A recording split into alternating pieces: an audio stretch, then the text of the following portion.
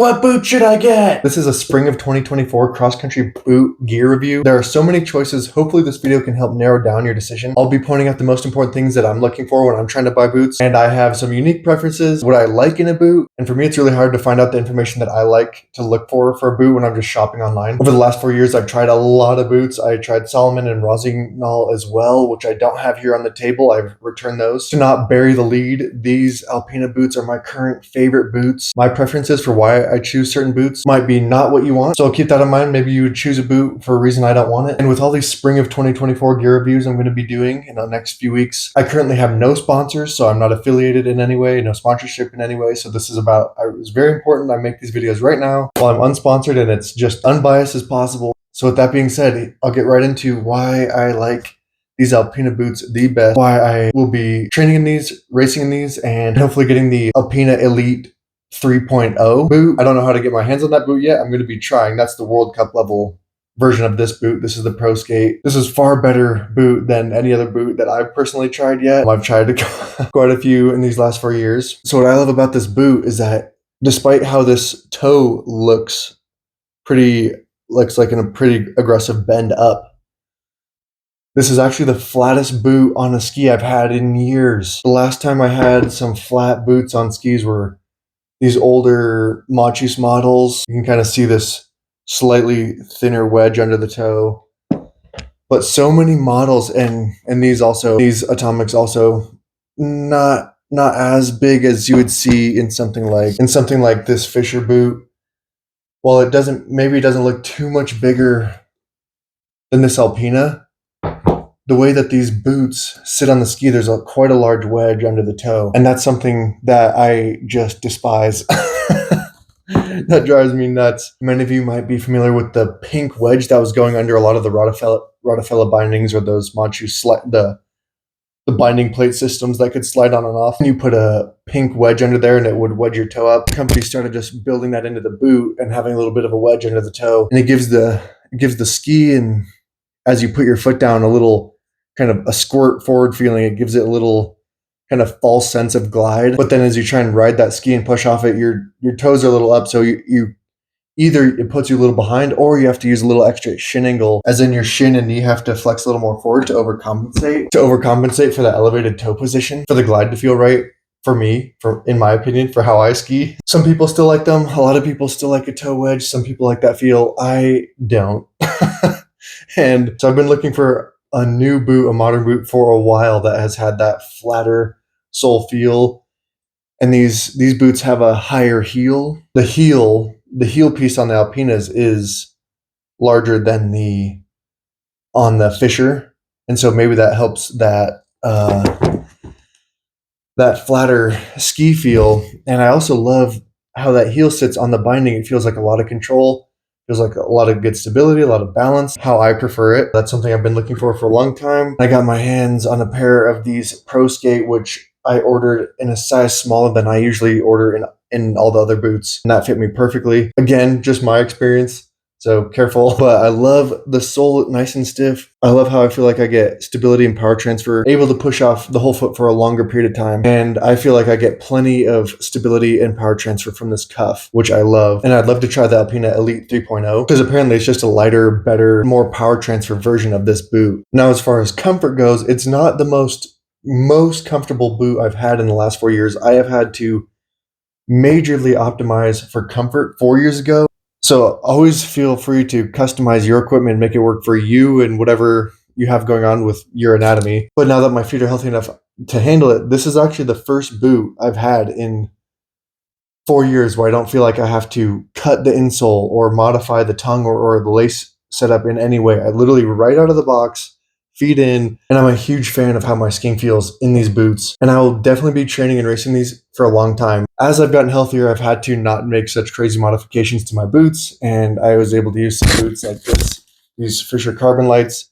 Not nearly as big of a wedge as, say, the Salomon boots or these Fischer Speedmax boots. And these are not a race boot, but for comfort, the way that this tongue is, and this lace system was so comfortable.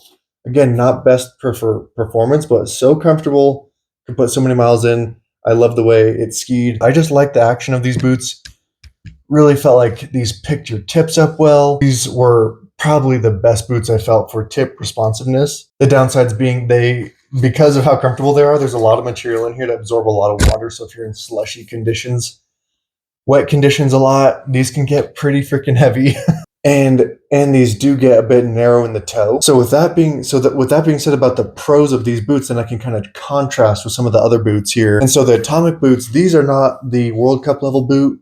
These are like a much more, again, much more comfortable level down boot.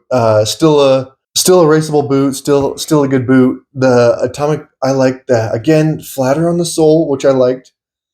But these were the most narrow boot that I tried. The Atomics, both this boot and the World Cup level boot were very tighter on my foot, and I have pretty wide feet, so that was a no from me. I can still use these. They're still a great boot, but every boot I've tried in Atomic so far runs very narrow, so that very difficult for me. Then the Fischer Speed Max, it was really fun putting these boots on. I raced a lot in these boots for the winter. It was really fun putting these boots on because they are so light. These are so light. The cuff is amazing. I love the cuff. I love these laces. Light boot. So much support and stability and grip in your bindings. You just feel planted on your bindings. Not a fan of the lower heel compared to the Alpinas, and I am not a fan of this larger toe wedge. So I love these boots comfort-wise. The insole was a little uncomfortable for me. I still trim the arch out of it. And just everything other than this toe wedge, I love this boot. It's a great race boot. If the toe wedge is not your issue, I would highly recommend these boots. It's so light, very water resistant, well done, just well done. Still a little narrow in the toes for me personally, but very usable and workable. Not nearly as narrow as the Atomics. Level down Fischer boot, a flatter sole, something I prefer. This World Cup level boot has that toe raise, that toe edge that I personally don't prefer. The Salomon boots I wanted to touch on. I also had the level down boot like this, and I got to try the World Cup level boot, and they were even a little more comfortable. So these were a bit tight for me in the toe area. The Salomon boots were actually more comfortable in the toe area, but the level down boot and the World Cup boot both had quite a large toe wedge that I personally am not a fan of. So for comfort and a toe wedge and a good performance boot, you could definitely be checking out Salomon as well if you do have a wider foot. The Madshus boots used to be some of my favorite boots. I mean, maybe you can tell these are some pretty old boots right here. I still like. These are comfortable. The sole is flat. Oh my gosh, I love it. Still pretty decently flat. Love it. Comfortable, love it. But they've gone to the newer boots, and I'm not able to buy the old ones anymore. The newer boots have this wedge. I hope you can see that. So maybe you can see that wedge as opposed to this nice, just flat boot. So far the newer, nicer World Cup level or more race boot for Madshus has this wedge that drives me insane. So yeah, Madshus as well, similar like the Salomon, very comfortable, but now has this kind of bigger wedge. The Rossignol boot, I found at this level boot, so a step down from World Cup boot, had a decently flat sole. I didn't like the lace or the cuff feel as much, and I have not tried a World Cup level Salomon boot, so I can't speak to that. I know plenty of skiers who love the Madshus Redline World Cup level boot, who love the Fischer Speed Max World Cup level boot, the Salomon World Cup level boot. So I hope with that information, it narrows down some of your choices. And if you're someone who doesn't know if they like the toe wedge or not yet, you could try a few different kinds, just compare how you feel. It is worth the experiment. It is worth finding out, because as the newer boots come out and they become lighter and good power transfer, and that nice planted stability on the binding can make quite a difference in your level of skiing and your comfortability in skiing and your technique and your efficiency. Those are typically the pieces of information that I'm looking for when I'm looking for boots that I find really hard to come across online. And then it ends up just being where you have to buy the boot, try it, return it, buy the boot, try it, return it, which I've done a lot of in the last few years. So I hope some of this information was helpful. Keep an eye out for some of my other gear review videos. Thank you so much for watching. I'll see you in the next one.